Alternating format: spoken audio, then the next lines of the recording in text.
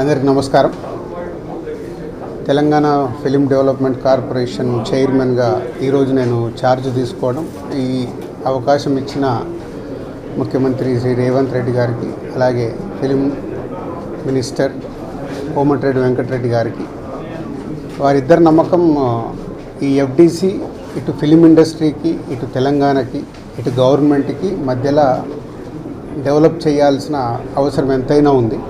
ఎందుకంటే ఒకప్పుడు ఎఫ్డిసి అంటే సినిమా ఇండస్ట్రీకి అన్ని రకాలుగా సినిమా ఇండస్ట్రీలో ఇన్వాల్వ్ అయి ఉండేది. సో మళ్ళీ ఆ పూర్వ వైభవం ఎఫ్డిసికి తీసుకురావాలనేది సీఎం రేవంత్ రెడ్డి గారి ఆలోచన. సో దాని గురించి నన్ను ఎఫ్డిసి చైర్మన్గా నియమిస్తున్నానని చెప్పారు. సో 100% సీఎం రేవంత్ రెడ్డి గారి విజన్కి ఈ ఫిలిం ఇండస్ట్రీని గవర్నమెంట్ మధ్యలో తెలంగాణలో ఫిలిం ఇండస్ట్రీని ఇంకా గ్రోత్ చేయాలి. అలాగే తెలంగాణ ఇంతకుముందు తెలంగాణ తెలుగు సినిమాలకి, అలాగే ఇప్పుడు స్టేట్స్ సపరేట్ అయిన తర్వాత తెలంగాణలో తీసే సినిమాలకి ఎంకరేజ్ చేస్తూ ఈ సంస్కృతి, తెలంగాణ సంస్కృతిలో సినిమాలు వచ్చేలాగా ప్రయత్నం చేస్తూ తెలంగాణలో ఫిలిం ఇండస్ట్రీని గ్రో చేయాలి.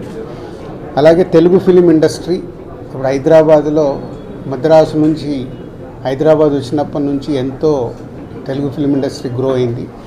ఆ గ్రోత్ ఇంకా పెరిగేలాగా ఇండియన్ ఫిలిం ఇండస్ట్రీని కూడా హైదరాబాద్లో ఎన్నో షూటింగ్లు జరుగుతున్నాయి ఆల్ లాంగ్వేజెస్లో, అది ఇంకా గ్రోత్ అయ్యేలాగా ఈ ఫిలిం ఇండస్ట్రీకి హైదరాబాద్ బేస్డ్గా ఇండియన్ ఫిలిమ్స్ గ్రో అయ్యేలాగా చేయాలి.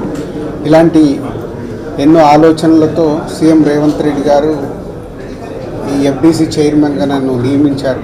సో ఫిలిం ఇండస్ట్రీలో ఇటు Telugu film chamber of commerce కానీ, అలాగే Telangana film chamber of commerce కానీ, ఫిలిం ఇండస్ట్రీకి కావాల్సినవి గవర్నమెంట్ నుంచి ఏమేమి పనులు చేయాలి, ఏమేమి చేయాలని ఎఫ్డిసి వారధిగా ఉంటూ అటు ఫిలిం ఇండస్ట్రీకి, ఇటు గవర్నమెంట్కి, ఇటు ఫిలిం ఇండస్ట్రీ అంటే ఇక్కడ తెలంగాణలో ఉన్న ఎగ్జిబిటర్స్ వాళ్ళకి ఎన్నో సమస్యలు ఉన్నాయని చెప్తున్నారు.